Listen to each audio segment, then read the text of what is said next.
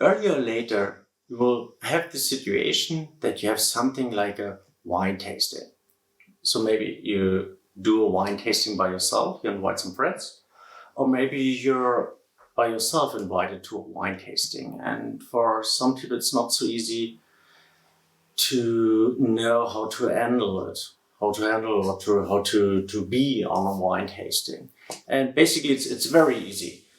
Be yourself. So don't try to be anything else. So when you have this in your mind, you're right.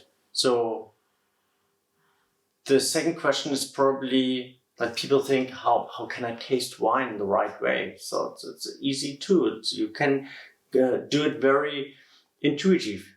That you take all the different parts, how you see this wine or how you can enjoy this wine, and it doesn't matter in which row you do it. If you taste first, smell, or if you look at it first. Normally, you just look at this wine first, because you get the first information out of the color, out of the brightness, out of the clearness.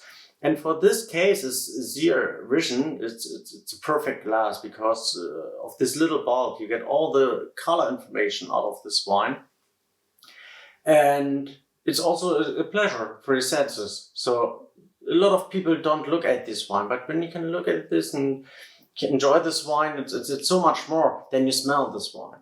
So it's the second most important sense you have after the visibility, after the vision. It's the smell of this wine. So you can smell in this wine, and then you can see if it's a fresh wine, it's a full-bodied wine, it's a wine which is matured in a certain case, it's a wine which maybe with the oak character or whatever. The most important part, trust yourself, enjoy yourself. The other part, and I think this is very important, and you can just try it, talk to someone, because if someone has different ideas of this wine, he will tell you, or she will tell you, oh, my intention with this wine is that I feel, I don't know, I feel mango fruits, and you think about it, oh, mango fruits, it's a good idea. And so you can combine this wine with the impression of other people.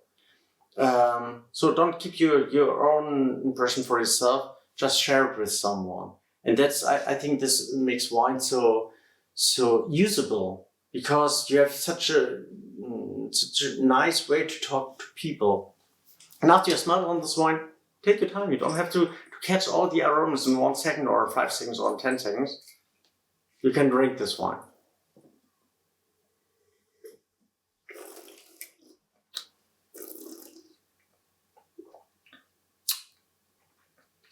And also for this, take your time, enjoy it. Feel your whole mouth, take a lot of air with it, so you get all the different layers in this wine. Get it in different steps. And basically you can describe it in 3 steps. At first you have the first impression. It's on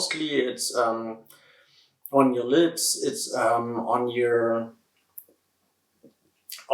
the first part of your palate, and you get the first idea of this wine. Then you see how it develops in your mouth, how full-bodied it is, how intense it is, and then you have the finish. That's the third part.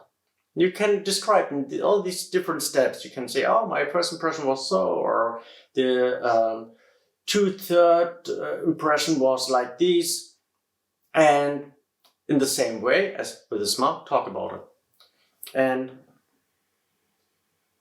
then try it again.